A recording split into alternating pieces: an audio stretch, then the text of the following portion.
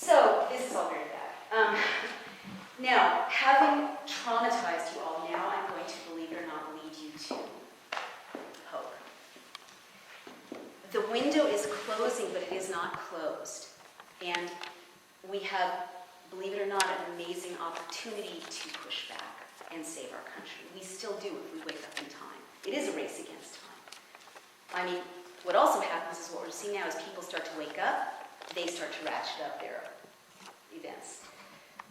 So here's what we need. We need a democracy movement in America, like the democracy movements that brought down the Berlin Wall or that freed the Philippines and gave the Philippines people power. A democracy movement of millions of Americans who are aware and active and angry and standing up for their rights and refusing to let this take place. Because history also shows that tyrants are bullies and bullies are cowards. And when millions of people do rise up, there can be a quick shift in the wind. We need something more specific than that. We started an organization called the American Freedom Campaign on the left. It's a counterpart of the American Freedom Agenda on the right. And it's a transpartisan issue, of course. And this organization we started has now 5 million Americans in partner organizations of ours. We've got groups like Move On, Amnesty Center for Constitutional Rights, the National Lawyers Guild is thinking of coming on board. No, we need 20 million and 30 million. And if you look online, you'll see in the back of the book there's this 10-point legislative package that we've both proposed. And Ron Paul actually introduced it, and we're looking for a Democrat to co-sponsor it.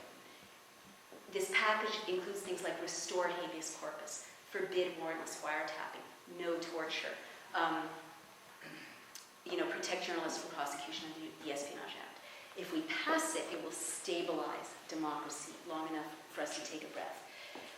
Because in fact, you're absolutely right historically. I mean, what the founders knew is that you can get any decent person in there, you give them unchecked power, and they become a monster.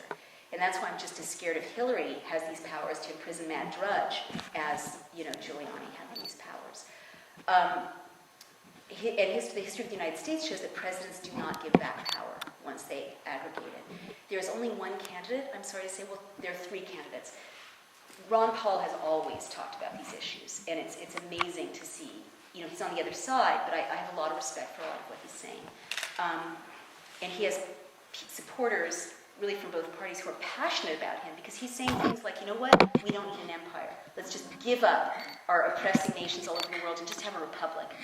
And I get chills thinking about that. Let's just have a republic. We don't need an empire. Can you imagine? So he would. And Kucinich and Chris Dodd have both committed, and they've always talked about constitutional issues.